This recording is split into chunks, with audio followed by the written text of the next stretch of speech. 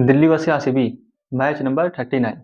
और मैच अपने आप में इतना ज़्यादा खतरनाक था, समझ ही नहीं आ रहा था कि कौन कब मतलब कि विकेट जा रहा है, कौन कब बॉलिंग कराने आ रहा है और विकेट लेके चला जा रहा है। यही समझ में नहीं आ रहा है।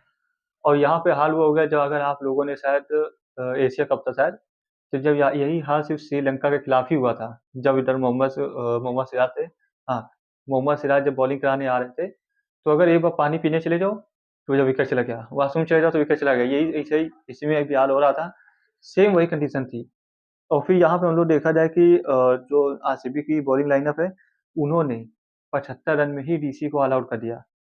अब आप लोगों को पता है कि डीसी पिछला मैच खेली थी और कितना खतरनाक खेली थी कि 265 का टारगेट दिया था सामने वाली टीम को, तो पंजाब को।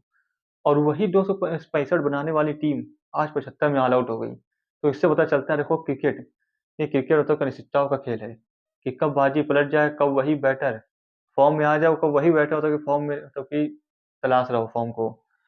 तो यही कंडीशन होती है देखो मैच की। कोई फिक्स नहीं होता है कि कौन सा प्लेयर चलेगा। लेकिन उसी के बीच हम लोग बात करते हैं विराट कोहली की। एक विराट कोहली इकलौते प्लेयर है कि जो हमेशा कंसिस्टेंसी के साथ, और उनके ऊपर तो पूरा विश्वास रहता है कि ये मतलब कि हर एक मैच में चलेंगे। और इनका जब क्या रहता है, इनका डाउनफॉल भी होता है, तो इनके डाउनफॉल में सिर्फ शतक नहीं आता है, रन फिर भी आते हैं। और हम लोग को लगता है क्या कि इनका देखो डाउनफॉल चल रहा है। और डाउनफॉल मतलब क्या है कि ये मतलब डाउनफॉल में भी अपने 32 रन 33 रन ऐसे बना देते थे। तो ये इससे पता चलता है कि सिर्फ एक इस मतलब कि वर्ल्ड में क्रिकेट में सिर्फ इकलौता प्लेयर विराट कोहली ही है कि जिनका मतलब कि अगर डाउनफॉल भी चल रहा है या अपने फॉर्म को तलाश रहे हैं, फिर भी उनके बैट से रन आते हैं, सिर्फ सेंचुरी नहीं आती। क्योंकि सेंचुरी मारने की इतनी आदत हो गई है कि हम लोग को एक आदत सी बन गई है कि अगर सेंचुरी नहीं आ रही है अगर एक साल के अंदर, तो लग रहा है कि ये शायद अपने फॉर्म को तलाश रहे हैं, या इनका फॉर्म नहीं है, या इनका डाउनफॉल चल रहा है। लेकिन ऐसा नहीं है, डाउनफॉल तो हम लोग के हिसाब से चलता है, लेकिन उनके बैट से रन आते रहते हैं रेगुलरली और कंसिस्टेंसी के साथ। यही एक महान प्लेयर की कहानी होती है। और जैसा कि आप लोग को अगर पता हो नहीं पता हो, लेकिन मैं बता देता हूँ कि विराट कोहली के 9,000 रन आईपीएल में बनाने वाले इकलौते प्लेयर बन गए। चाहे आप ओवरऑल वर्ल्ड में देख लो या भारतीय प्लेयर के तौर पे देख लो, आईपीएल के इतिहास में आज तक किसी भी प्लेयर ने 9,000 रन नहीं बनाया अभी तक। तो इकलौते भारतीय बन गए। और भारतीय क्या, ओवरऑल में समझो तो इकलौते प्लेयर ही बन गए। और उनके बाद सिर्फ रोहित शर्मा है, शायद कुछ 7,000 कुछ रन के आसपास है। तो ये दोनों देखो महान प्लेयर, और यही महान प्लेयर की निशानी होती है। फिर चाहे आप देखो रन में ले लो, चौके में ले लो, छक्के में ले लो, सेंचुरी में ले लो, हाफ सेंचुरी में ले लो, हर एक चीज में ये लोग आगे रहते हैं। ऐसे नहीं, इनको देखो क्रिकेट का गोट बोला जाता है। गोट मतलब ग्रेटेस्ट ऑफ ऑल टाइम। आपको पता है गोट तो बकरी नहीं है। तो आप लोग को इतना तो पता चल ही गया होगा कि यही देखो महान प्लेयर है, चाहे आईपीएल में देखो, चाहे इंटरनेशनल में देखो, चाहे वर्ल्ड में देखो। हर जगह में देखो विराट कोहली हो गया, रोहित शर्मा हो गया, ये चलते ही रहते हैं, इनका नाम चलता रहता है। अगर हम लोग इधर रोहित शर्मा की बात करते हैं तो रोहित शर्मा भी देखो, जो 3 बार डबल सेंचुरी मार चुके हैं, सबसे ज्यादा छक्के भी है इंटरनेशनल में, ठीक है।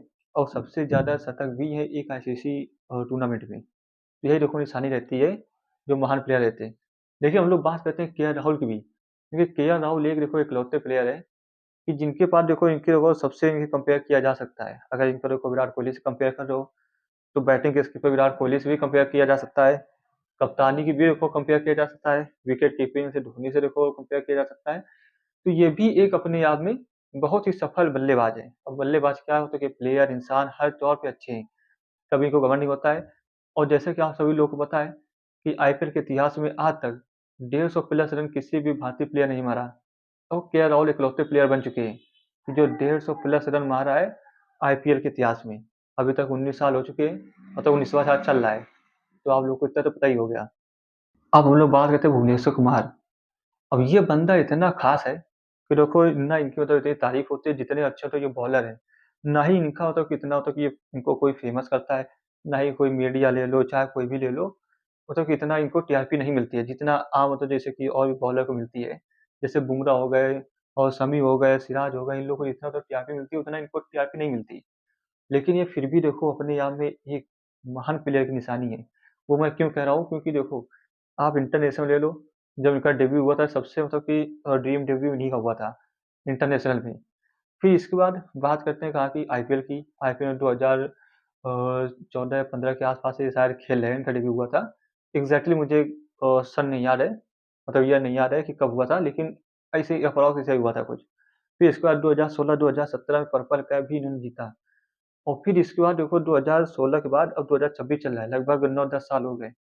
इसके बाद फिर से ये मतलब कि अपनी पीक पर आ गए, 2016-17 में अपनी पीक पे थे। और आज तक आईपीएल के इतिहास में अभी तक ऐसा नहीं हुआ कि इतना लंबा कोई भी फास्ट बॉलर खेला है। स्पिनर खेला है वो बात अलग है, लेकिन फास्ट बॉलर इतना तक अभी नहीं खेला। और फिर ये अकेले तो खेलने वाले तो बने ही हैं। और फिर इसके बाद और भी बात करते हैं कि ये जो अपने पीक पे थे 2016-17 में, और जब से अब कितना हो गया 9 या 10 साल तक लगभग हो गए। और उसके बाद फिर से ये अपनी पीक पे मतलब पकड़ लेते हैं। और यहाँ पे जब पीक पकड़ते हैं तो क्या होता है कि देखो अपने शायद 8 या मैच हुए, 8 मैच के आस-पास 14 विकेट इन्होंने निकाल लिया। और ये पर्पल कैप के होल्डर बन चुके हैं।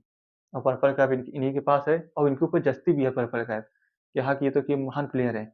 और लोग तो मतलब जितने महान प्लेयर उतना ही ये सिंपल प्लेयर हैं कि मतलब कि इतना ज़्यादा होता है किसी पे फोकस करना, ना कुछ, सिर्फ अपना काम करना धीरे से, आराम से आते हैं, धीरे से अपना काम करके फिर से निकल लेते हैं।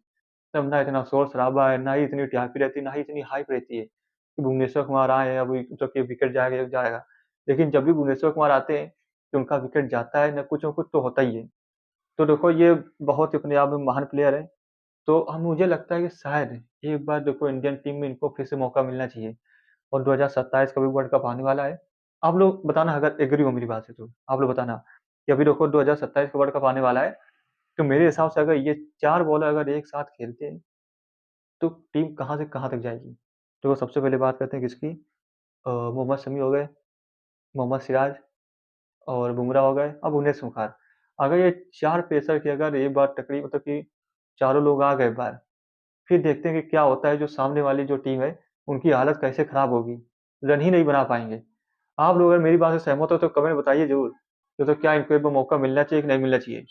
मेरे हिसाब से तो इनको और मोहम्मद शमी को दोनों को मौका एक बार फिर से मिलना चाहिए। तो चलिए हम लोग इनकी बात हम नहीं करते हुए अब आगे हम लोग बात करते हैं कि देखो जो टीम 265 रन का टारगेट दिया था पिछले मैच में, अब वही टीम सिर्फ़ 75 रन में ऑल आउट हो गई, तो सभी लोग पता है कि क्रिकेट कैसा होता है कि खेल खेल रहा है। कि वही टीम को वही बंदे जो हैं मारने वाले, सेकंड हाईएस्ट पार्टनरशिप करने वाले के राहुल नीतीश राणा एक-एक रन बना के चले गए। तो अब हम लोग बात करते हैं आरसीबी की बैटिंग लाइनअप की तरफ से। तो सबसे पहले देखो जेकब बैथर आए और देखो 20 रन बना के चले गए। फिर इसके बाद बात करते हैं विराट कोहली और देवदत्त पडिक्कल आए। लेकिन जब मेरे हिसाब से अगर रन थोड़े ज़्यादा होते या आरसीबी की बैटिंग पहले होती, तो विराट कोहली देखो फिर से ऑरेंज कैप होल्डर बन जाते।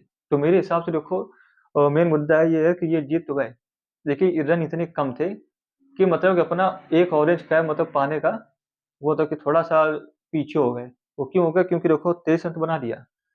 लेकिन अगर रन और होते तो शायद 50 मारे थे, क्या पता शायद 80-85 रन फिर से मारे थे। हो सकता था शतक भी मारे थे क्योंकि रन चेस मास्टर है, आप सभी लोग को पता है। अगर 200 प्लस रन होते तो क्या पता शायद सेंचुरी ही मारे थे। तो यही होता है कि अगर देखो कम मतलब कि रन मिलते और ये भी नहीं कि चलो ये आउट हो गए हो और भी नहीं हुए थे, नॉट आउट हो गए थे और 2 छक्के लगातार मार के अपनी टीम को जिता दिया था। तो यही होता है कि अगर थोड़े से रन होते तो शायद ये ऑरेंज कैप फिर से पा जाते। और देखो मैच तो इनके जुड़ गए ना कि मैच पूरे हो गए 8, लेकिन मैच के साथ-साथ रन देखो कम हो गए ना कि 23 रन ही बना पाए। अगर रन थोड़े ज़्यादा होते तो बन जाता। तो मुझे तो यही खलना है देखो सबसे पहले कि मतलब कि क्या इनकी कोई गलती थी नहीं, लेकिन फिर भी ये ऑरेंज कैप से मतलब थोड़ा-सा पीछे हो गए। तो चलिए, ये तो आज के लिए इतना था। अब हम लोग बात करते हैं आज शाम के मैच की। और आज शाम को मैच किसका है? आज पंजाब किंग्स और राजस्थान रॉयल्स का। और देखो दोनों टीम ही खतरनाक है और दोनों टीम अपना मैच देखो जीतते चली आ रही है। और पंजाब पंजाब की बात अलग है, देखो ये वो आज तक अभी तक इस सीज़न में एक भी मैच नहीं हारी। अगर वो केकेआर वाले में बारिश ना होती तो वो भी जीत जाती आराम से, जैसा कंडीशन चल रहा था। लेकिन अब हम लोग बात करते हैं आज की मैच की, पंजाब और राजस्थान की, मैच नंबर 40।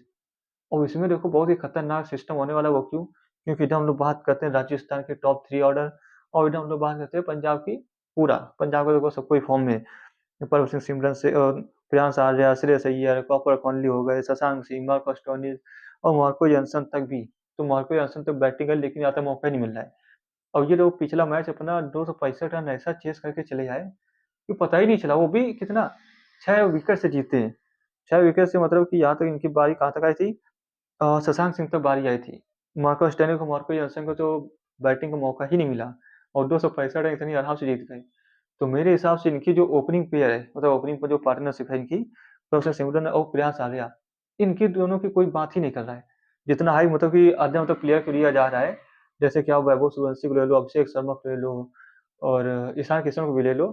साथ में ट्रेविस हेड, इनका तो जितना ओपनिंग प्लेयर्स इनका मतलब कि हाइप दिया जा रहा है, इतना इनको नहीं दिया जा रहा है। लेकिन उनसे ज़्यादा ये बेटर कर रहे हैं और हर एक मैच में दोनों चल रहे हैं। अभी पिछले मैच में देखो सेकंड हाईएस्ट रन इन्होंने बनाया था पावर प्ले में, 103 या 104-5 ऐसे कुछ रन बनाया था।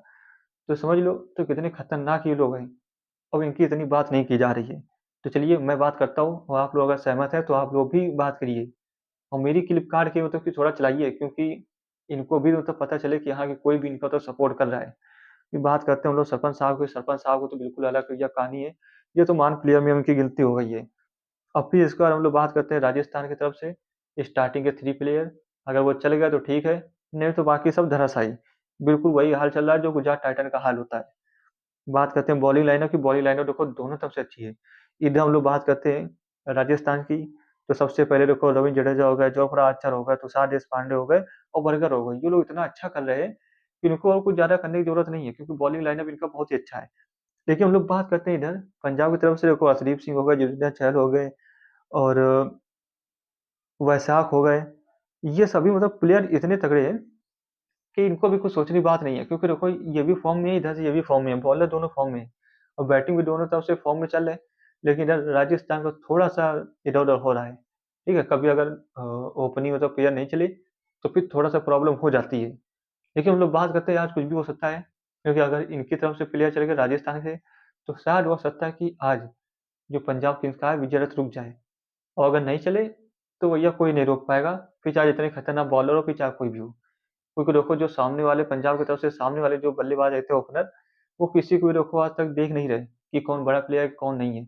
वो सबको बाउंड्री लगा रहे हो, पावर प्ले में सबसे ज्यादा रन बना रहे हैं। तो चलिए बाकी आप लोग तो कमेंट बताइएगा कि आज का मैच कौन जीतेगा। तो वीडियो पसंद आया हो तो वीडियो को लाइक कीजिए, चैनल पर ना हो तो सब्सक्राइब कर लीजिए। मिलते हैं कल से फिर, जब तक के लिए जय हिंद।